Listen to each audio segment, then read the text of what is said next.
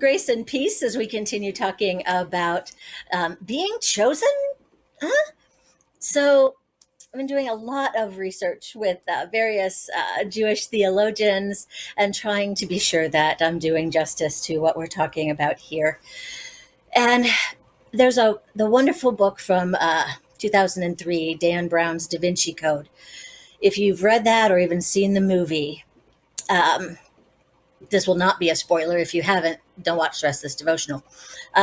The tension that builds in the Da Vinci Code is not just the tension of the mystery, but then what it leads to is this understanding that there is a biological line from Mary Magdalene and Jesus.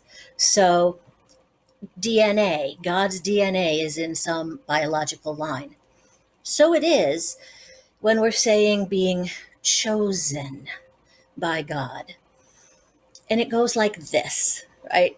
So God, God's self, is not in the world, but in the world through the choice of Abraham and Sarah and Hagar and Joseph and Jacob, and just keep going. But those ancestors we have in faith. So God is represented through that line of people because they have been chosen to represent God.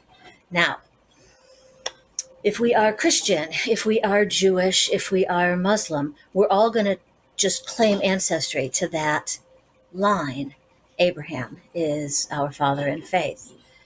So, for Judaism, the chosen people, the royal priesthood, being chosen, called out, this responsibility that they have to be sure that they are reflecting God in the world, as they would say, all of the responsibility, none of the authority. So we, in the same way, would say, we are part of the family of faith. We use that line in church all the time, tracing that ancestral line and saying we're part of the children of Abraham. It's an understanding that there is a oneness in us, to us, for all of us. None of us are any better than any other, but to understand that God is with us genetically in our DNA because of how all that ancestry is traced, then we have this obligation to carry ourselves as if we are representing God in the world.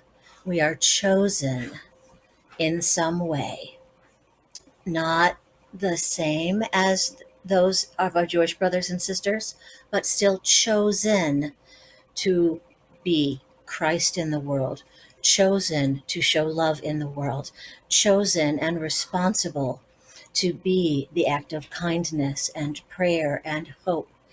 That responsibility that our Jewish brothers and sisters have and claim and understand as part of their DNA, it is something that we, Christian or Muslim, would say to take our faith seriously.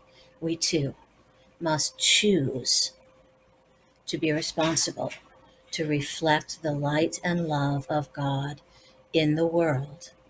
This is how God is made known and incarnated, made manifest in the world today.